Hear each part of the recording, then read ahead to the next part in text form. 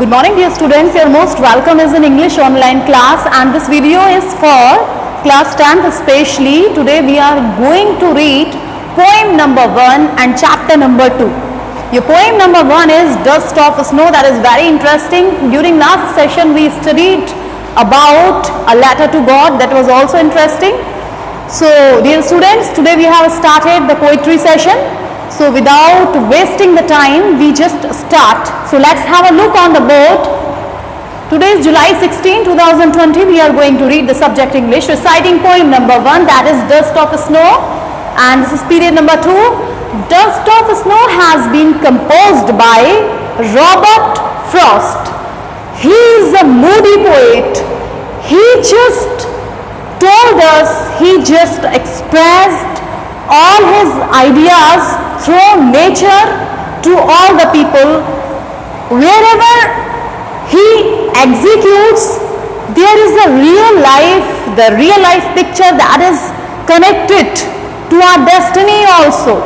He has explained there, he has shown there. And the theme of this poem is communication between human and nature.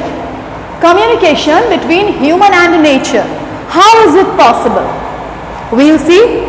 And difficult words I have given here. Hemlock and root. So dear students, our life is full of negativities during present. I am talking about the present timing which we all are facing. And even sometimes when we just passing the day, we feel negative, and there are some of the things negative which are connected to our life. So here in this poem, some natural thing, those are expected. Negative is a hemlock tree and a crow, but all the time things are not negative. Such ideas which has veiled the people's brain, Robert Frost has just tried to overcome all the people by presenting his poem. So dear students, I would like to speak in Hindi because there may be a problem, some of the students. So I am just going to speak, going to explain bilingual language. Okay, so don't worry about it.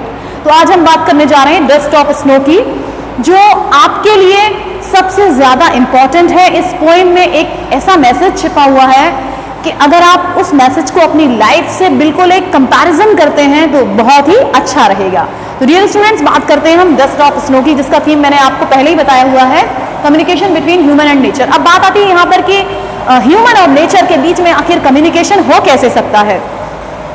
तो मैं आपको बताना चाहूँगी कि इस poem में कुछ ऐसा बताया गया है, दो चीज़ों का डिस्कशन जिसको हम एक नेगेटिव एस्पेक्ट में लेते हैं. देखिए, सबसे पहले तो बात करते हैं hemlock tree. That's a poisonous plant. In Hindi we speak धतूरे का पेड़ जो होता है, पॉइजनस प्लांट हेमलॉक, है ना. तो एक धतूरे का पेड़ बहुत ही ज़्यादा नेगेटिव माना जाता है क्योंकि वो पॉइजनस है. और क्रो, अगर कोए की बात करें, उसको भी एक बैड ओमेन यानी कि एक अपशगुन माना जाता है.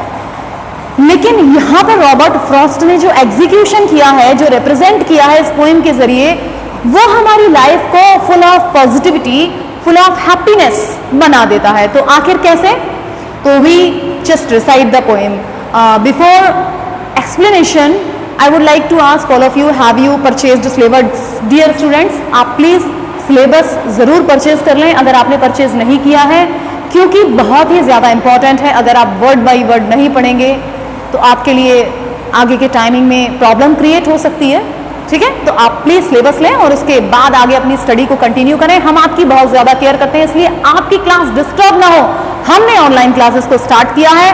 और इसको वीडियो को देखने के बाद में अगर आपका कोई कमेंट होता है तो आप कमेंट बॉक्स में प्लीज़ ज़रूर लिखें, विदाउट हेजिटेशन लिखें, जिससे सारी आपकी प्रॉब्लम्स को सॉर्ट आउट किया जा सके. तो let's start without any break.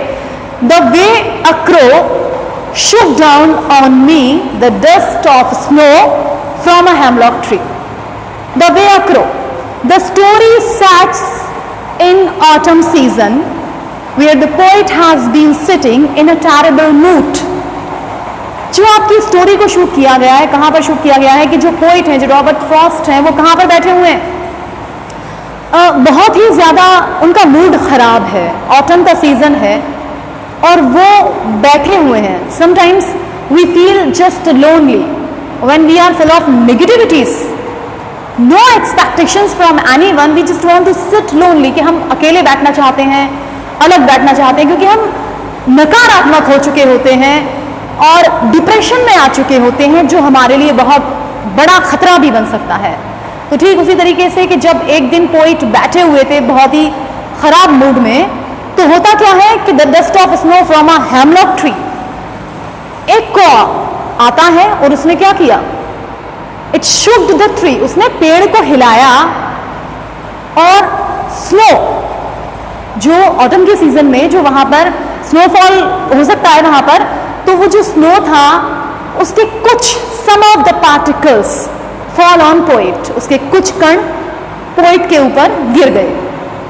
अब the question raises here, why the crow did this action, normally it doesn't do, कि आखिर कोई ने ऐसा क्यों किया, बात यहां पर यह भी उठती है.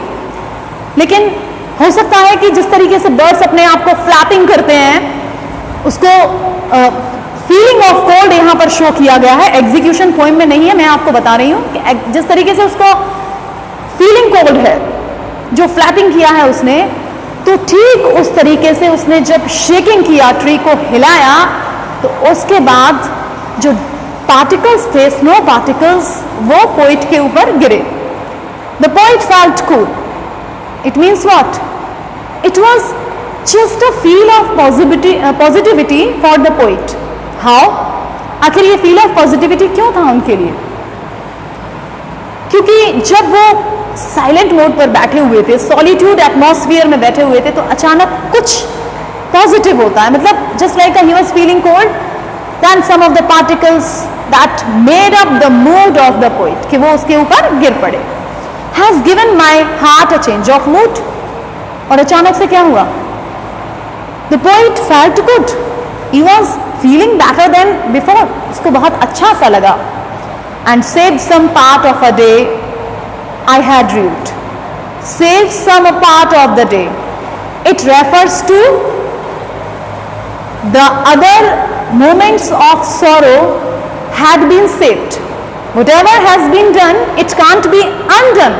जो कुछ उसके साथ हो गया उसको तो नहीं बदला जा सकता, लेकिन आगे आने वाले टाइमिंग के लिए जिस तरीके से क्रो ने डस्ट पार्टिकल्स को गिराया था उनके ऊपर, आगे आने वाले टाइमिंग के लिए वो फुल ऑफ पॉजिटिविटी फील किया पोइट ने, क्योंकि उनका मूड एकदम चेंज हो गया. उनको अच्छा सा लगा कि जिस तरीके से कोई बारिश कर देता है हमारे ऊपर, स्नोफॉल, उनके ऊपर डस्ट पार्टिकल्स नहीं कहेंगे, स्नो पार्टिकल्स कहेंगे, कि जो उनके ऊपर गिरे, उन्होंने उनके मूड को चेंज कर दिया. और अगर बात करें तो बाकी का जो डे था उनका, of a day I had dude, had and regret. Regret refers to the penance, कि जहां आगे की टाइमिंग में वो दुखी होने वाले थे. It means he was just living in the penance, कि वो पश्चाताप में जी रहे थे. जिस तरीके से उनका मूड बहुत ज्यादा खराब था, अब एक चेंज आया उनके मूड में, उनको बेटर फील हुआ. और तब से क्या हुआ कि जब पोइट को बेटर फील हुआ तो आगे आने वाली टाइमिंग में वो डिप्रेस्ड नहीं हुए और उनका दिन एक तरीके से बन गया. तो it means what? This poem completely leaves an impression in everyone's, in all hearts, that all the negative things, the things which have been considered negative, never leaves all the time negative impressions. Sometimes they symbolize a feel of enthusiasm, a feel of zeal in anyone's life, where a real and vital example before your eyes.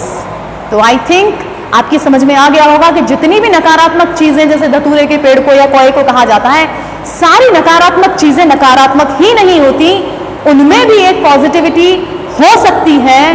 Depression में भी आपको ऐसे mood से निकाल करके लाना, कभी कभी कोई नेगेटिव चीज भी पॉजिटिव इंपैक्ट, एक जोश, एक उत्साह आपकी जिंदगी में छोड़ करके जाती है, जैसा आपने इस पोएम के माध्यम से पढ़ा जो रॉबर्ट फ्रॉस्ट ने कंपोज की है, स्पेशली आपके दिमाग में ये बात रखने के लिए कि आप इस बात को समझें कि सारी नेगेटिव चीजें नेगेटिव नहीं होती। तो आई थिंक डियर स्टूडेंट्स आपको समझ में आया होगा। समझ में नहीं आया है या कोई प्रॉब्लम है तो आप कमेंट बॉक्स में जरूर लिखें।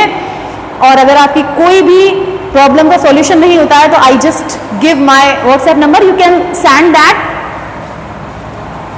8171854198. You can use this number for calling regarding your study, regarding parents' complaint. So thank you dear students for giving your expensive time to enjoy your class. Okay, so dear students, have a nice day. Meet tomorrow with a new chapter, new topic. Till then, take care and bye bye.